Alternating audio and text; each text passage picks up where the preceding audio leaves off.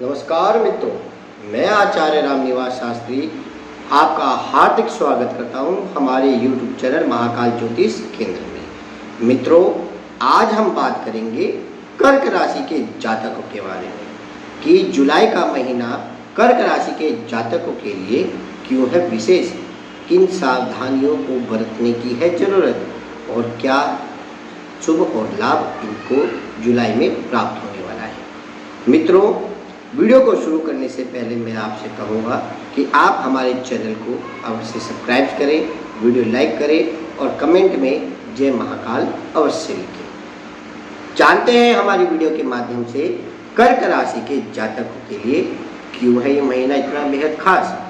देखा जाए तो कर्क राशि के जातकों के लिए ये महीना बहुत ही अनुकूल रहने वाला है।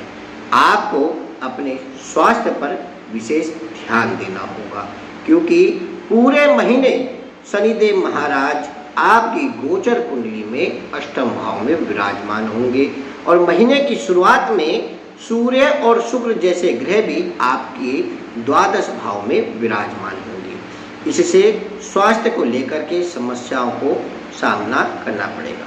करियर के क्षेत्र में आपका दबदबा तो बना रहेगा, लेकिन आपकी मेहनत ही आपको सफलता दिलाएगी।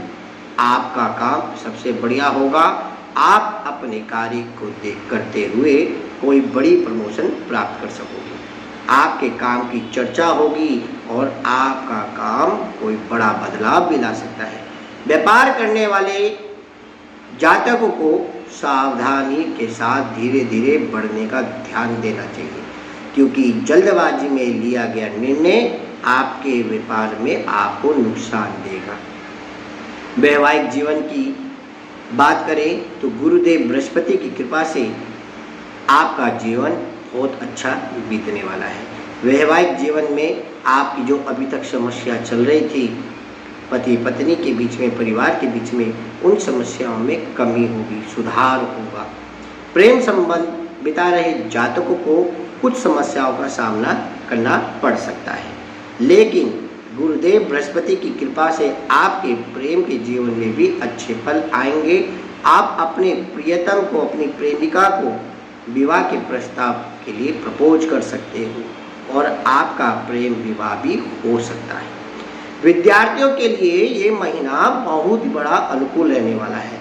आपको मनचाहे विषय पढ़ने का भी मौका मिलेगा, आपको मनचाहे कॉलेज में भी एडमिशन मिलेगा। यदि आप विदेश जाकर के पढ़ाई करना चाहते हो तो वह इच्छा भी पूर्ण होगी।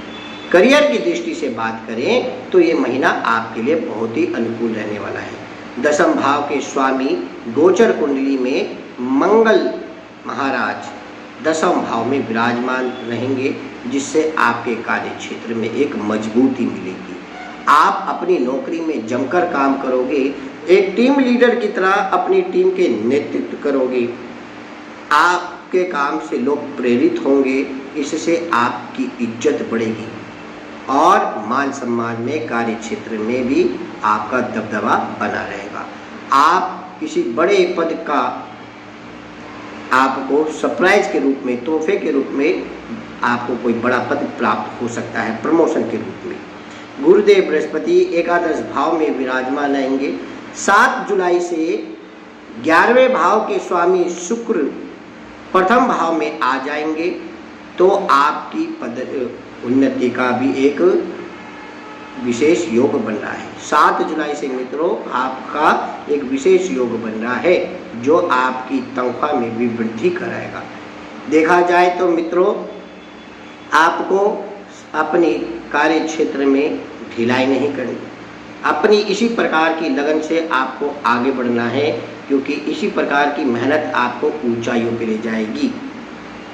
और मित्रों, व्यवसाय करने वाले लोगों के लिए आपको व्यवसाय की दृष्टि से देखा जाए तो व्यवसाय करने वाले लोगों को कोई बड़ा कठिन निर्णय लेना होगा, लेकिन निर्णय लेने में कोई जल्दबाजी ना करें, अन्यथा आपको धोखा भी होगा। इसलिए आपको फिर से मैं हिदायत दूंगा कि आप थोड़ा सा धैर्य रखें। 7 तारीख को शुक्र 16 तारीख को सूर्य भी अपने प्रथम भाव में प्रवेश करेंगे। वहाँ से सप्तम भाव को सीधी दृष्टि देखेंगे, जिससे एक से अधिक लोगों से आपको व्यापार करने में धन का लाभ प्राप्त होगा। व्यापार में आपकी बढ़ोतरी होगी। सरकारी तंत्र से किसी खास व्यक्ति से आपकी मुलाकात हो सकती है, जो आपके व्यापार को सुचारू रूप से चलाने में आपकी मदद करेगा और उसी की मदद से आपके व्यापार में एक बड़ा बदलाव आएगा। आर्थिक दृष्टिकोण से देखा जाए तो मित्रों, ये महीना आपकी आमदनी बढ़ने के साथ साथ खर्चों में भी बेहताशा बढ़ोतरी देखने के लिए होगा। अर्थात आपकी जितनी आमदनी होगी उससे ज़्यादा आपका खर्चा होगा। इसलिए आप खर्चा करते समय भी सोच विचार के खर्चा करें, क्योंकि आपका व्यर्थ का शौक आपके धन को नुकसान दे सकता है। देखा जाए तो आपकी खर्चों की गति भी बढ़ेगी, जिसे आप नज़रअंदाज ना करें।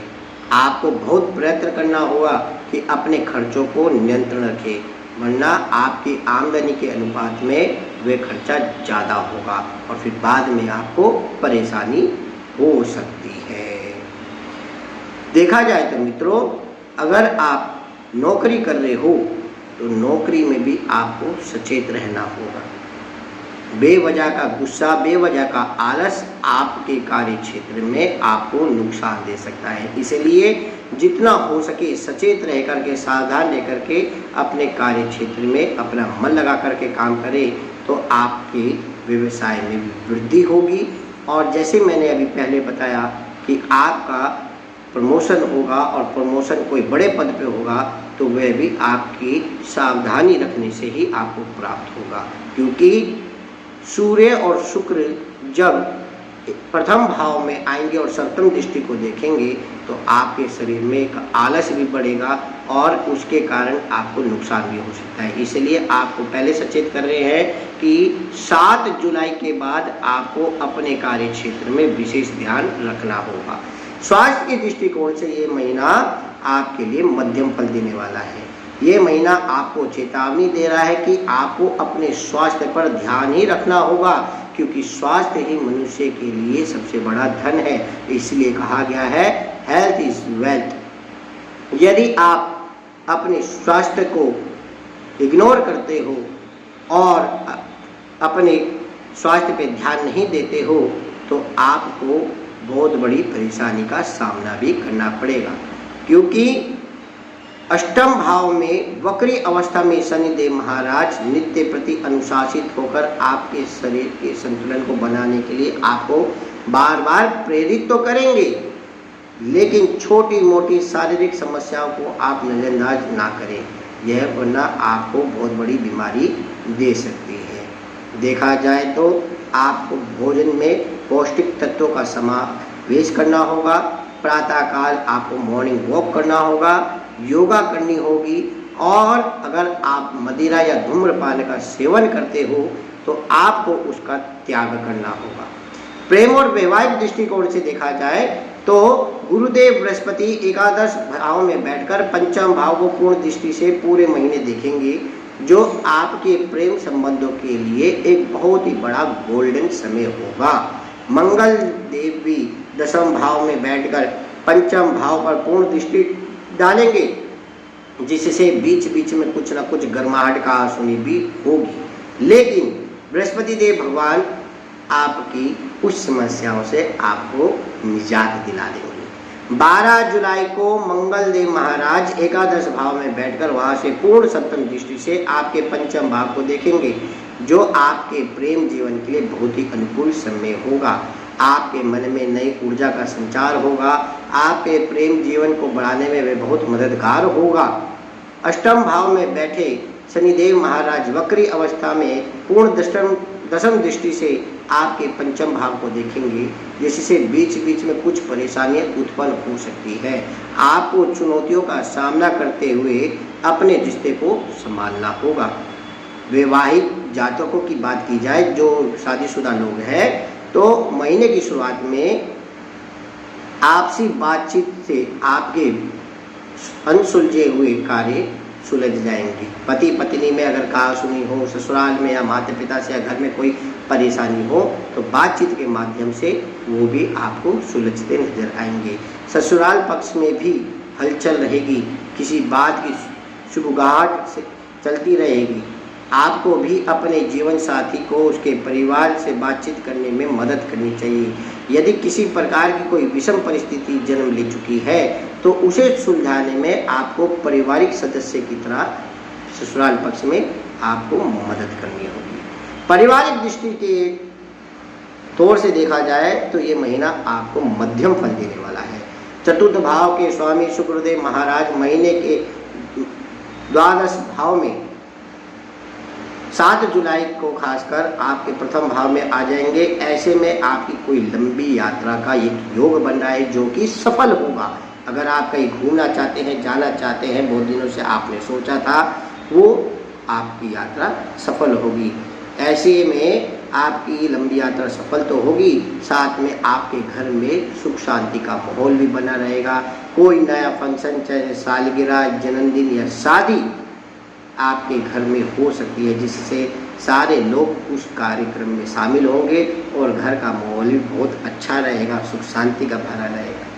12 जुलाई तक मंगल देव महाराज आपके चौथे भाव में पूर्ण दृष्टि से देखेंगे, जिससे आपको कोई नई संपत्ति खरीदने में भी इंटरेस्ट होगा। आपके मन में एकदम में आएगा कि मैं गाड़ी ले लूँ, बंगला ले लूँ या कोई नई चीज़ खरीद लूँ।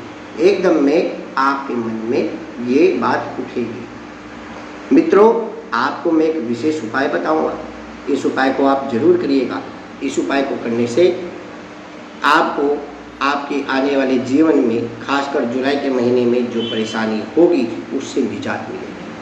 अभी तक मैंने जितने भी वीडियो बनाई है सभी में मैंने कोई ना कोई उपाय अवश्य बताया है और तमाम दर्शकों ने उन उपायों को करके अपने जीवन में बहुत बड़ा बदलाव पाया है। आप भी अगर चाहते हो कि आपके जीवन में बदलाव आए, आपके जीवन से परेशानियों से, समस्याओं का समाधान मिले, तो आप इन उपायों को श्रद्धापूर्वक करिएगा तो आपको विशेष लाभ अवश्य प्राप्त होगा। उपाय बताने से पहले मित्रों, आप हमारे चैनल को सब्सक्राइब कर लें और कमेंट में जय महाकाल अवश्य लिखें। सबसे पहले आपको नियमित रूप से बजरंग बाण का पाठ करना होगा। सायकाल 3 बजे के बाद, दोपहर के सायकाल कभी भी आपको समय लगे, आप लाल आसन बिछाकर हाथ मुंह धोकर के हनुमान जी के सामने लाल अनार, लाल फूल रख कर घी की जोत जला करके हनुमान चालीसा, बजरंग बाण, हनुमान अष्टक का पाठ करें तो आपको अवश्य ही विशेष लाभ प्राप्त होगा। शनिवार के दिन चींटियों को आटे की पंजीरी बना करके देसी घी में भून करके आटे को चीनी, शक्कर या गुड़, ये जो भी आप डालते हो वो डाल करके आटे की पंजीरी बनाएं और वह चींटियों को आप पार्क में, बाग में या किसी पीपल के पेड़ के नीचे काली चींटियों को डालकर आए।